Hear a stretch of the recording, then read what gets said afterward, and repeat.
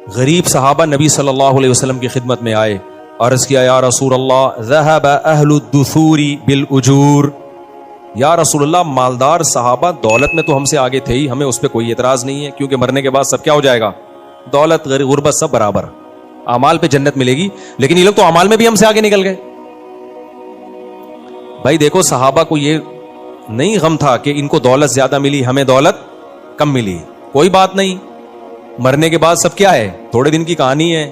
دولت مند کی لاش پہ بھی اتنے ہی کیڑے ہوتے ہیں جتنے غریب کی لاش پہ، بلکہ دولت مند کی لاش پہ تھوڑے زیادہ ہوتے ہیں، اس نے پیزے برگر فل کارب ڈائٹ زیادہ کھائی ہوئی ہوتی ہے، اور کیڑوں کو فل کارب ڈائٹ تھوڑی زیادہ پسند ہے، میٹھے پہ زیادہ آ جاتے ہیں۔ میرا رپورٹیں غلط بھی ہو سکتی ہے بھائی، خیر۔ تو غریب کی تو لاش بھی سوکھی سوکھی سی ہوتی ہے، کیڑے بھی کہتے ہیں کہ یار کوئی خاص چیز کھانے کو مل نہیں رہی ہے۔ تو صحابہ کو یہ نہیں تھا کہ ابو بکر عثمان رضی اللہ عنہما ان کو اتنی دولت اور ہم غریب، نہ، ان کو یہ تھا کہ یا رسول اللہ دوڑ کا میدان آخرت ہے نا، تو مسئلہ تو یہ ہے کہ دولت مند تو آخرت میں بھی ہم سے آگے ہے۔ نبی نے پوچھا کیوں کیسے؟ کہا یا رسول اللہ ہم جہاد کرتے ہیں، مالدار لوگ بھی جہاد کرتے ہیں، اس میں ہم دونوں کیا ہو گئے، برابر۔ ہم حدیث کا مفہوم پیش کر رہا ہوں، ہم تہجد پڑھتے ہیں، مالدار لوگ بھی تہجد پڑھتے ہیں، اس میں ہم دونوں کیا ہو گئے، منہ سے بولنے پر گورنمنٹ کی طرف سے پابندی نہیں، ہم دونوں کیا ہو گئے، برابر۔ اور رشتہ داری جوڑنا، جتنی نیکیاں وہ بھی کرتے ہیں ہم بھی کرتے ہیں، لیکن ایک نیکی وہ کرتے ہیں ہم وہ نہیں کرتے، وہ اللہ کی راہ میں خوب خوب خرچ کرتے ہیں، مسجدوں میں بھی، تعلیم پہ بھی، مدرسوں میں بھی، جہاد میں بھی، ہر جگہ۔ ہم تو ہمارے پاس تو پیسے ہی نہیں ہے، گھر میں کھانے کو مسئلے ہیں ہمارے ساتھ، تو یہ تو اس عمل میں آگے نکل گئے ہم سے۔ تو فکر دیکھو کس چیز کی ہو رہی ہے صحابہ کو، فکر یہ ہو رہی ہے آخرت میں ہم سے آگے نکل گئے۔ تو آپ صلی اللہ علیہ وسلم نے فرمایا ٹھیک ہے میں تمہیں ایک ایسا عمل بتاتا ہوں، وہ عمل تم کر لو گے تو اجر میں مالداروں کے برابر۔ آپ نے ان کو تسبیحات بتائیں، ذکر اللہ بتایا، یہ ذکر کثرت سے کیا کرو۔ جب مالدار صحابہ کو پتا چلا نا تو انہوں نے بھی وہ تسبیحات پڑھنا شروع کر دی۔ تو پھر غریب صحابہ دوبارہ یا رسول اللہ، جب سے ان کو پتا چلا انہوں نے بھی وہ عمل، اب دیکھو یہ مقابلہ ہو رہا ہے کہ نہیں ہو رہا، بھائی ہم آگے ہی رہیں گے آخرت میں بھی، یہ جذبہ انسان کا، یا یہ پسندیدہ ہے، اس میں آگے نکلو۔ تو مالدار صحابہ بھی نے بھی شروع کر دیا وہ عمل۔ تو نبی صلی اللہ علیہ وسلم کے پاس پھر مسکین صحابہ آئے، یا رسول اللہ وہ تو انہوں نے بھی عمل شروع کر دیا۔ تو آپ نے فرمایا ذالک فضل اللہ یؤتیہ من یشاء، بھائی اللہ کا فضل ہے، جس کو چاہتا ہے عطا کر دیتا ہے۔ اب اللہ تمہیں کوئی یہ تو نہیں کہ تمہاری نیکی کا تمہیں اجر نہیں دے رہا، اب ان کو اللہ نے زیادہ نواز دیا، وہ زیادہ کما لیں گے، تو یہ اب اللہ کا فضل ہے۔ یہ ایسا ہی ہے نا جیسے اللہ نے سید الانبیاء صلی اللہ علیہ وسلم کو نبی بنا دیا، تو مشرکین یہ کہا کرتے تھے کہ اگر اللہ نے نبی بنانا تھا تو فلاں کو کیوں نہیں بنایا، فلاں کو کیوں نہیں بنایا، محمد صلی اللہ علیہ وسلم کو کیوں بنایا؟ تو اللہ نے کیا جواب دیا قرآن میں کہ اللہ نے کسی کو غریب بنایا، کسی کو دولت مند بنایا۔ تو دولت مند بننا اور غربت غریب بننا یہ تمہاری رائے پر نہیں ہے، یہ سلیکشن کس کی ہے؟ اللہ کی۔ حالانکہ یہ کم درجے کا معاملہ ہے، تو نبوت تو اس سے بھی اونچی چیز ہے، اس میں تمہاری رائے تھوڑی چلے گی، اس میں تو اللہ کی سلیکشن ہوگی، جس کو اللہ چاہے گا اس کو سلیکٹ کرے گا۔ تو کچھ نعمتیں اللہ کی طرف سے اضافی ملتی ہیں۔ یہی اشکال صحابیات کو ہوا کہ یا رسول اللہ ہم عورتیں بھی نیک کام کرتی ہیں، مرد بھی نیک کام کرتے ہیں، ہم بھی صدقہ کرتی ہیں، مرد بھی صدقہ کرتے ہیں، لیکن ایک کام مرد ہم سے آگے، وہ جہاد کرتے ہیں، ہم جہاد نہیں کرتی، اور کر نہیں سکتی ہم عورتیں، ہم کیسے؟ عورت میں اتنا بہادری تو نہیں ہوتی۔ تو قرآن میں کیا آیتیں نازل ہوئی ہیں؟ فرمایا وَلَا تَتَمَنَّوْا مَا فَضَّلَ اللَّهُ بِهِ بَعْضَكُمْ عَلَى بَعْضٍ، اللہ نے بعض کو بعض پر جو فضیلت دی ہے اس کی تمنا مت کرو، یہ گاڈ گفٹڈ ہے کچھ چیزیں، یہ دیکھو اللہ نے مجھے کتنی نعمتیں دی، اگر یہ کمپیئر کرنا شروع کر دیا اس کو یہ نعمت، تو پھر تو ساری زندگی احساس کمتری میں ہی۔ اللہ نے عورت پر یہ احسان کیا، اس کو انسان بنایا، عورت بنایا، یہ بھی تو اللہ کا احسان ہے نا۔ موسیٰ علیہ السلام کی ماں عورت تھی نا، ان کے پیٹ سے کس کو جنا اللہ نے؟ پیغمبر کو جنا۔ کسی نے زبردست بات کی ہے کہ اللہ نے عورت میں کوئی پیغمبر نہیں بنایا، لیکن کوئی پیغمبر ایسا نہیں ہے جو عورت نے جنم نہ دیا ہو، کتنا بڑا مقام اللہ نے ان کو دے دیا، اور ان کا ذکر بھی قرآن کر رہا ہے موسیٰ علیہ السلام کی ماں کا۔ تو یہاں ایک اشکال کا جواب دے کے بس میں آگے چلتا ہوں، بلکہ اشکال تو نہیں ہے، اس کی ایک حکمت بیان کرتا ہوں کہ دیکھو اللہ نے مالدار کو فضیلت اس لحاظ سے دے دی کہ وہ نیکی بھی کرے گا، صدقہ بھی کرے گا، تو وہ آگے نکل جائے گا قیامت کے دن۔ غریب اس طرح سے صدقہ خیرات نہیں کر سکتا، زکات لینے والا ہوتا ہے غریب, اور مالدار زکات دینے والا. تو لینے کی کوئی فضیلت ہے, کوئی ثواب ہے؟ بولتے کیوں نہیں بھائی, دینے کے تو بہت ثواب ہے نا. تو دینے والے کو ثواب مل رہا ہے, لینے والے کو تو صرف پیسے مل رہے ہیں, ثواب تھوڑی مل رہا ہے. یہاں ایک اشکال پیدا ہوتا ہے, بھائی اللہ نے پھر مالدار کو اتنا نوازا کیوں ہے؟ اصل میں جواب یہ ہے کہ مالدار کی آزمائش زیادہ ہے, غریب کی آزمائش کم ہے.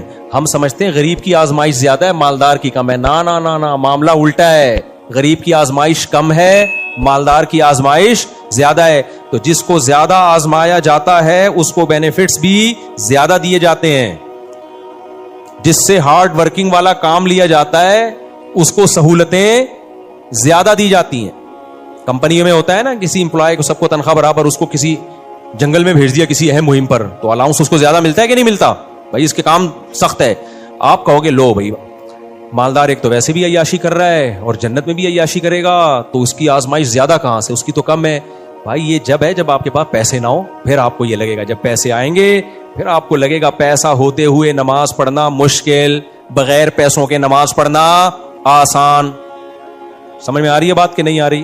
پیسہ ہوتے ہوئے زنا سے بچنا مشکل, پیسہ ہی نہیں ہے تو کوئی لفٹ ہی نہیں کرائے گی. ٹھیک ہے نا, آرام سے ہنسی خوشی زندگی. رشتہ نہیں مل رہا ہوتا, گرل فرینڈ کہاں سے ملے گی؟ ایک آدمی نے مجھے بتایا, مالدار تھا, کہہ رہے میرے پاس بچپن میں پیسہ آ گیا جس سے میں اتنی سخت آزمائش میں پڑا. اس نے کہا جب تک پیسہ نہیں تھا کوئی آزمائش نہیں تھی, نماز پڑھتا تھا, داڑھی رکھ لی میں نے. کہہ رہا جب میرے پاس دولت آئی ہے نا تو لڑکیوں کے فون آنا شروع ہو گئے. پنجاب میں کسی نے واقعہ سنا ہے کہ لڑکیوں کے فون, وہ مجھے خود آسان تھا, وہ پہلے بیچارہ اس کو ناشتے کے ویسے بھی بیچارے کو پیسے نہیں ہوتے, کہتے چلو ہم کیا کرتے ہیں, ٹھیک ہے نا, روزہ رکھ لیتے ہیں. مالدار آدمی کے پاس تو 20 قسم کی چیزیں کھانا کھانے کی, 20 قسم کے موقع عیاشیوں کے, شو مارنا, تکبر, یہ ساری بیماریاں کس کی ہیں؟ دولت مندوں کی ہیں. اس لیے دولت ہر ایک کے لیے اچھی بھی نہیں ہوتی. اس لیے اللہ سے دولت نہیں مانگنی چاہیے, اللہ سے رزق حلال میں برکت مانگنی چاہیے. پھر اللہ دولت کی صورت میں دے دے یا غربت میں ہی اللہ برکت دے دے, وہ اللہ کی مرضی ہے. علماء نے منع کیا ہے ڈائریکٹ دولت کبھی نہ مانگو اللہ سے, اللہ مجھے مال و دولت دے, یہ الفاظ ہی غلط ہیں. اے اللہ میرے رزق میں کیا دے؟ برکت دے. اب وہ اللہ کی مرضی. برکت کا مطلب خیر, رزق آئے خیر بن کے آئے. تو ورنہ خالی رزق آ گیا تو وہ تو بعض دفعہ قارون کے پاس پیسہ ہی تو تھا, برباد ہو گیا. فرعون کے پاس کیا تھا؟ پیسہ. اس پیسے نے کیا کر دیا؟ اس کی کھوپڑی کو خراب کر دیا. تو زیادہ تر پیسے والے ہی جہنم میں جائیں گے حدیث کے مطابق. تو ہم جو کہتے ہیں نا میرے پاس اتنا پیسہ, تو صحابہ کو غم یہ نہیں تھا ان کے پاس پیسہ کیوں ہے, صحابہ کو غم یہ تھا آخرت میں ہم سے آگے نکل گئے. تو خواہشات کو لگام دینے کی ضرورت ہے. جب خواہشات آپ کے کنٹرول میں ہوں گی تو پھر خواہشات آپ کے حساب سے چلیں گی. تو شریعت نے یہ نہیں کہا خواہشات کو کچل دو, کیا کہا شریعت نے؟ خواہشات کو لگام دو. آپ فیصلہ کرو گے کون سی خواہش پوری کرنے کی ہے اور کون سی خواہش پوری کرنے کی نہیں. دیکھو شوگر کے مریض اپنی لگام کھانے کے معاملے میں ڈاکٹر کے حوالے کرتا ہے. اس کو پتا ہے میری شوگر ہائی رہتی ہے, تو اس کا دل تو چاہتا ہے 3 لڈو یہاں سے کھا لوں, 4 لڈو وہاں سے کھا لوں, ادھر سے جلیبی کھا لوں, وہ شہد کی بوتل کھا لوں, میں یہ بھی کھا لوں, یہ بھی کھا لوں. لیکن اس کو پتا ہے بیٹا خواہشات کے پیچھے گئے تو ہو سکتا ہے یہ لڈو میری زندگی کا آخری لڈو ہو. اس کے بعد سویم پہ لڈو کھائے جا رہے ہوں میرے. تو لڈو نہیں کھاتے, چلو بریانی کھائیں گے سویم پہ. تو وہ ڈاکٹر سے پوچھتے ہیں, ڈاکٹر صاحب لڈو کھا سکتا ہوں؟ ڈاکٹر کہے گا بھائی آرٹیفیشل لڈو کھا سکتے ہو, دیکھنے میں میٹھا لگے, حقیقت میں میٹھا. ایسے بھی آتی ہے نا چائے میٹھی پی سکتے ہو, یعنی وہ والی میٹھی جو شوگر کے مریض وہ ہوتی میٹھی میٹھی نہیں ہے, وہ تھوڑا سا وہ پتہ نہیں کوئی کیمیکل ڈالتے ہیں, اس سے ڈائٹ بوتل ہوتی ہے جیسے. تو ڈاکٹر بتائے گا یہ خواہش, ہاں ڈاکٹر یہ نہیں کہے گا کھاؤ نہیں, ڈاکٹر کہے گا یہ کھاؤ یہ نہیں کھاؤ. اگر کوئی ڈاکٹر ایسا ہے کہ کھانا پینا ہی چھوڑ دو, پھر آپ وہ ڈاکٹر ہی چھوڑ دو گے, کھانا پینا نہیں چھوڑو گے. کوئی مذہب اگر آپ سے یہ کہتا ہے کہ دنیا ہی چھوڑ دو, ننگ دھڑا ہو جاؤ, ساری خواہشات کو چل دو, تو بھائی وہ مذہب ہی چھوڑ دو, پھر وہ مذہب دین فطرت نہیں ہو سکتا. تو اسلام ہے جو اعتدال کا راستہ سکھاتا ہے. خواہشات نہیں چھوڑنی ہے, خواہشات کو لگام دینا. اس لیے تو میں ولاگ بنا بنا کے ڈالتا ہوں تاکہ یہ تصور لوگوں کی کھوپڑی سے نکلے کہ مذہبی آدمی تیرتا ہوا, گھوڑے پہ دوڑتا ہوا, جنگل میں ہرن کا شکار کرتا ہوا تمہیں برا کیوں لگ رہا ہے. یہ کانسیپٹ دماغ سے کیا کرو, ختم کرو. بہت نیگیٹو, ابھی میرے ہرن کا جو شکار کا جو ولاگ کیا نا اس پہ بہت نیگیٹو کمنٹس آئے ہیں, بہت زیادہ. ابے کیا کر رہے ہو, ابے یہ مولویوں والی حرکتیں ہیں, ابے مولویوں تو کیا ہو گیا بھائی, مولویوں والی حرکتیں کوئی الگ سی نہیں ہوتی ہیں. جو بھی جائز حرکت ہے وہ سارے مولوی بھی کیا کر سکتے ہیں, کر سکتے, کوئی حرج نہیں ہے اس میں. تو جائز ہے یہ, تو جائز نہ جہاں نامناسب نہ ہو. بعض جائز انٹرٹینمنٹ ہوتی ہے لیکن وہ علماء پہ سوٹ نہیں کرتی ہیں.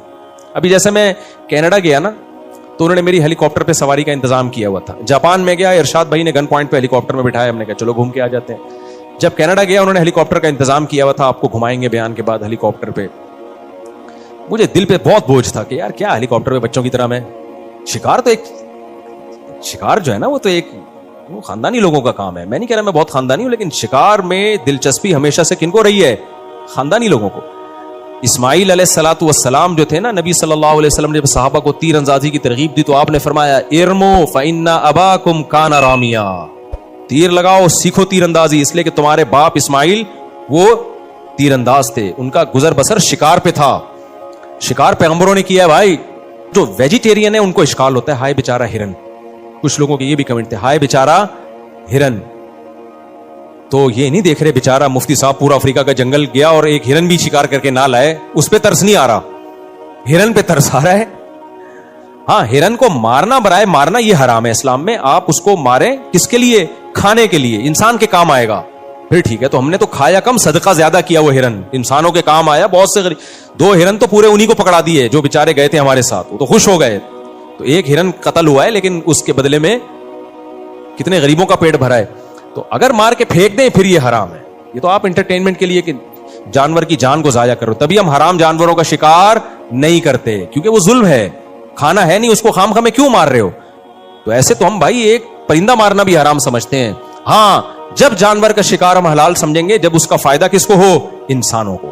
تو انسانوں کا پیٹ بھرے گا, ہم نہیں کھائیں گے تو شیر کھا جائے گا اس کو. کوئی نہ کوئی تو ہرن کو بالآخر کھاتا ہے, جب بڈھا ہو جاتا ہے نا ہرن تو پھر بھاگ بھی نہیں سکتا, تو شیر ہی آ کے کھائے گا. تو شیر سے بہتر نہیں ہے کون کھا لے؟ جمشید کھا لے, غفار کھا لے, وسیم کھا لے, یہ زیادہ بہتر ہے. کیا خیال ہے؟ تو اسلام کے جو بھی جائز چیزیں ہیں ان کو جب آپ ڈیپ میں جا کے غور کرو گے تو وہ انسانیت کا اس میں فائدہ ہی ہے. تو وہ ہیلی کاپٹر کا میں قصہ سنا رہا تھا, تو مجھے انہوں نے کہا کینیڈا میں آپ کے بیان کے بعد ہم نے ہیلی کاپٹر کی رائڈ رکھی ہے, تو بہت زیادہ ہے. پھر میں نے آخر میں کہا یار مجھے لگا تھا بیچاروں نے انتظام کیا ہے, تو میں نے کہا بھائی یہ رائڈ میں نہیں کروں گا, یہ بچوں کے کھیل ہیں, ہوا میں یوں پتنگوں کی طرح ہیلی کاپٹر میں اڑنا, اور میں نے کہا یہ اس میں مجھے دلچسپی بولو نہیں. تو وہ زبردستی کینسل کروائی. یہ میں نے کہا علماء پہ سوٹ بھی نہیں کرتا نا, جہاز میں جا رہے ہیں تو ولاگ بنا رہے ہیں, میں پائلٹ کے ساتھ بیٹھا ہوا ہوں, یا میں یوں, یہ تو عجیب سا چھچور پنا سا لگتا ہے. تو جو جائز چیز ہے پائلٹ کے ساتھ, چلو پائلٹ کی حوصلہ افزائی کے لیے بھی سمجھ میں آتا ہے, لیکن ہیلی کاپٹر کا مجھے سمجھ میں نہیں آتا. ان کو میں نے سختی سے منع کر دیا. ہاں جو نیاگرا فال ہے وہ قدرت کا ایک شاہکار ہے, وہ تو ہم دیکھیں گے, دیکھنے جائیں گے, انجوائے کریں گے, کسی کو تکلیف ہوتی ہے جلائیں گے. تو کیوں تکلیف ہو رہی ہے تمہیں بھائی؟ تمہیں اللہ نے پیسہ دیا تم بھی چلے جاؤ, نہیں دیا تو دعا کرو اللہ دے دے, ہم بھی جا کے چلے ہیں. یہ تو جب ہم دوسروں کو دیکھتے تھے ہم یہی دعا کرتے تھے اللہ ہمیں بھی دے دے, ہم بھی چکر وکر لگا لیں. نہیں دیا تو کوئی ٹینشن بھی نہیں آتے تھے کہ چلو بچ نہیں ہے تو بیٹھو آرام سے. اور ویسے بھی میں کون سا کینیڈا اپنے خرچے پہ گیا ہوں, مجھے تو اسپانسر کیا تھا, بیانات کے لیے بلایا تھا, ہیلی کاپٹر میں گھمانے کے لیے. یہ تبلیغی دورہ تھا میرا جو بیانات کے لیے تھا. یہ گھمائی پھرائی تو ضمناً غریبی میں چل رہی ہوتی ہے. میرے بیرون ملک دورے تفریحی نہیں ہوتے, تبلیغی دورے ہوتے ہیں. اس تبلیغی دوروں میں بیچ میں وہ لوگ کنٹرول, حلال اور حرام میں فرق. تو یہی قرآن کی دعوت ہے کہ انسان جلباز ہے, وہ حلال و حرام میں فرق کیے بغیر, یہ دیکھے بغیر کہ اس کا مجھے فائدہ ہوگا یا نقصان ہوگا, بے لگام ہو کر خواہشات کے پیچھے بھاگتا چلا جاتا. جیسے کسی ٹھرکی کو کوئی لڑکی نظر آ جائے نا, کوئی خوبصورت سی لڑکی, بس آج کل نوجوان یہی کر رہے ہیں, بیٹھے ہوئے ہوں گے کہیں. ایک حکیم صاحب نے مجھے بتایا, اللہ ان کی مغفرت فرمائے, ویسے تو ابھی زندہ ہیں لیکن بوڑھے ہو گئے, کسی کو پتہ نہیں چلے گا کس کی بات کر رہا ہوں. انہوں نے مجھے اپنا واقعہ سنایا, مجھے کہنے لگے میری 2 بیوی ہیں. میں نے کہا ماشاءاللہ. کہنے لگے میں بہت ٹینشن میں ہوں. میں نے کہا کیوں بھائی؟ کہتے ہیں میں اپنی کلینک میں یا مطب میں بیٹھا ہوا تھا, اچھا بھلا شادی شدہ تھا, پہلی بیوی بڑی خاندانی شریف شرفا, اس سے بچے بھی, تو یہاں سے کوئی لڑکی خوبصورت سی گزر کے گئی اپنی ماں کے ساتھ. اللہ معاف فرمائے, کسی کو پتہ تھوڑی ہے کس کی بات کر رہا ہوں, اس لیے کوئی غیبت نہیں ہے. کہہ رہے ہم میں ایسی ٹھڑک, ہم بھی پیچھے پیچھے نکل لیے. کہہ رہے بڑی خوبصورت سی کوئی جا رہی تھی, بے پردہ سی تھی, بال کھلے ہوئے, بڑی ماڈرن ٹائپ کی. تو کہہ رہے مجھے بڑی اچھی لگی, میں یہیں پر کوئی ماجون کھا کے اللہ معاف فرمائے بیٹھے ہوئے ہوں گے. تو کہہ رہے مجھے نظر آئی تو ٹھڑک نکل لی, ہم بھی پیچھے. ابے تو آپ کوئی خاندان دیکھو اس کا. کہہ رہے جاتے جاتے میں نے اس کا گھر تلاش کر لیا, بس اٹریکشن روڈ پہ پسند آ گئی. تو میں نے پیغام بھیجا, پیسہ ویسا دیکھ کے انہوں نے شادی کر دی. وہ اتنی بد اخلاق نکلی, کہہ رہے میرا تو سر گنجا ہو گیا اس کی وجہ سے, کبھی منہ سے تمیز سے بات کرتی نہیں, عذاب میں آ گئی ہے زندگی. تو میں نے کہا حکیم صاحب یہ کون سا طریقہ ہے یار؟ کوئی روڈ پہ چلتی ہوئی لڑکی جا رہی ہے, پیچھے نکل لی ہے اس کے. تو یہ ہے خواہشات بے لگام, جہاں دل چاہ رہے وہاں نکل لیے.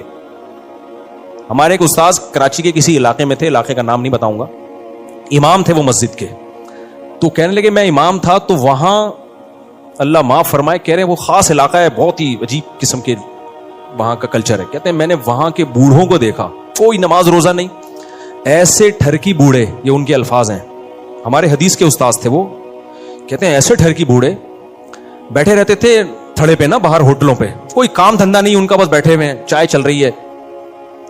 کہہ رہے ہیں ادھر سے کوئی عورت آتی بھی نظر آتی نا, اس کو دیکھتے وہ, اور وہ دیکھتے دیکھتے دیکھتے جب تک گلی کے پار اس کا دوپٹہ بھی نظر آنا بند ہو جاتا نا, وہ دوپٹہ بھی نظر, وہ پورا سارے مل کے اس کو دیکھ رہے ہوتے. کہہ رہے سارا دن یہی کام تھا ان کا, ادھر سے کوئی پھر دیکھا آ رہی ہے تو سارے یوں شروع. تو کہہ رہے میں ان کے منہ کو دیکھتا تھا کہ یار تمہیں شرم نہیں آتی اس بڑھاپے میں؟ یہ ہے خواہشات کا بے لگام ہونا. اور بوڑھے ہیں وہ تو پیچھے جا بھی نہیں سکتے نا, وہ حکیم صاحب تو اس وقت جوان تھے, نکل لیے پیچھے, یہ تو جا بھی نہیں سکتے, بس دیکھنے ہی پر ہی ہے, اور کیا کریں گے بیچارے, اتنے بوڑھے ہو گئے, دیکھ کے خوش ہو رہے ہیں. تو جب انسان میرے بھائی خواہشات بے لگام ہو جاتی ہے, اس کی زندگی بہت برباد. اپنی خواہشات کے لیے اپنے ہاتھوں سے اپنی خوشیوں کو آگ لگاتا ہے. اب ان بوڑھوں کا بیچاروں کا کیا, نہ اللہ کا نام لینے میں مزہ آئے گا ان کو, نہ نماز میں مزہ آئے گا, نہ فجر میں, نہ ظہر میں, نہ تہجد میں, نہ تلاوت میں, نہ دعاؤں میں. ان منحوس گناہوں کی وجہ سے اللہ دعاؤں کی لذت چھین لیتے ہیں, ذکر کی لذت چھین لیتے ہیں, تلاوت کی لذت. ہمارے بوڑھے جو مسجدوں میں آتے ہیں, کیسا ان کے چہرے پہ رونق ہوتی ہے, آ کے بیٹھ جاتے ہیں نمازوں سے آدھا گھنٹہ پہلے, ذکر کر رہے ہیں, اللہ کا نام لے رہے ہیں, دعائیں مانگ رہے ہیں, کتنی ان کے چہرے پہ ایک نور آ جاتا ہے. اس سے دل چاہتا ہے ان سے دعا کرواؤ, ان سے دم کرواؤ. اور ایک وہ ٹرکی ٹائپ کے ہوتے ہیں, بیٹھے ہوئے ہیں سارا دن, کیسی ان کی زندگی دیکھ کے لگ رہا ہوتا ہے یہ پریشان ہے. تو اس لیے میرے بھائی اللہ نے فرمایا ان الانسان خلق ہلوعا, جلد باز ہے, فوراً خواہشات کے پیچھے بھاگتا ہے. اس بوڑھے کو یہ تو چاہیے تھا نا, جو دیکھ رہے ہیں یہاں سے وہاں تک, یار نوجوان بھی ہمیں دیکھ رہے ہیں, وہ کیا بولیں گے اس بڑھاپے میں, آپ کیا کر رہے ہو, تھوڑا سا نظر کو جھکا لو. لیکن بریکیں کیا ہو گئی ہیں, فیل, بریکیں فیل. نہ عزت کا خیال ہے, اولادوں کا بھی خیال نہیں ہے, اولاد کیا کہے گی, ابا کو دیکھو کیا کر رہے ہیں. تو یہ بریکیں فیل. تو اللہ نے کیا فرمایا, کچھ لوگ ایسے ہیں جن کی بریکیں فیل نہیں ہوتی, الا المصلین. میرے بیان میں اکثر تمہید لمبی ہوتی ہے, بیان کا حاصل مختصر. فرمایا ہاں جو نماز کی پابندی کریں, پڑھنا نہیں ہے, کیا کرنا ہے, پابندی. نماز انسان کو بے حیائی سے روکتی ہے, خواہشات کو لگام دیتی ہے, کیونکہ فجر میں اٹھنا مشکل کام ہے, وضو کرنا مشکل کام ہے, مشکل کام کر کے انسان اللہ کے سامنے آ کے کھڑا ہوتا ہے, رکوع, سجدہ, تسبیحات, دل میں نورانیت پیدا ہوتی ہے, گندے کاموں سے نفرت. جیسے نمازی کو گندا جسم پسند نہیں ہوتا کیونکہ وہ پاک صاف رہتا ہے, ایسے گندا عمل سے بھی اس کو کیا ہو جاتی ہے, نفرت.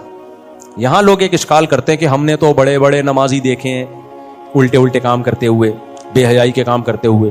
اس کا جواب یہ ہے, یہ بالکل ایسے ہی ہے جیسے ڈاکٹر کہتا ہے کہ پیناڈول کی 2 گولی کھانے سے سر کا درد ٹھیک ہوتا ہے. اب آپ کو, میں نے تو اس دن بندہ دیکھا 4 گولیاں کھائیں پھر بھی اس کا درد ٹھیک نہیں ہوا. تو بھائی اس میں پیناڈول کا قصور نہیں ہے, اس کے اندر کوئی سافٹ ویئر غلط قسم کے ڈل گئے ہیں, یا اس کو درد ہی کوئی الگ ٹائپ کا ہو رہا ہے, یا وہ پیناڈول کھا کے بھی اتنا زیادہ وہ درد والے کام کرتا رہے سر کے درد کے کہ اس کا درد اس سے ٹھیک نہیں ہو رہا. تو اس کو یوں کہا جائے گا, بھائی یہ اگر پیناڈول نہ کھاتا تو جتنا درد ہو رہا ہے نا اس کا ڈبل ہوتا. تو اسی سے خوب سمجھ لو, قرآن کہہ رہے ہیں نماز انسان کو بے حیائی سے روکتی ہے. نمازی آدمی بے حیائی سے دور ہوتا ہے, نماز میں یہ طاقت ہے کہ بے حیائی سے روکتی ہے, انسان کو برے کاموں سے روکتی ہے. اگر کوئی نمازی برے کام کر رہا ہے تو سمجھ لو اگر یہ نماز نہ پڑھتا تو یہ برے کام ڈبل کر رہا ہوتا. تو یہ نماز کا قصور نہیں ہے, یہ ہے ہی اتنا نالائق کہ اس کی نماز نے روکا تو ہے لیکن پورے طور پہ روک نہیں پائی, یا یہ نماز پڑھ نہیں رہا ہے, ڈرامے کر رہا ہے. یہ نماز پڑھنا ہے خشوع و خضوع کے ساتھ ہوتا ہے نا, فارمیلٹی پوری کرنا تھوڑی ہوتا ہے. آج کل کیسے نماز پڑھی جا رہی ہے, اٹھے عادت پڑی ہوئی, آئے روبوٹ کی طرح پنکھوں کا حساب کیا 4 رکعتوں میں.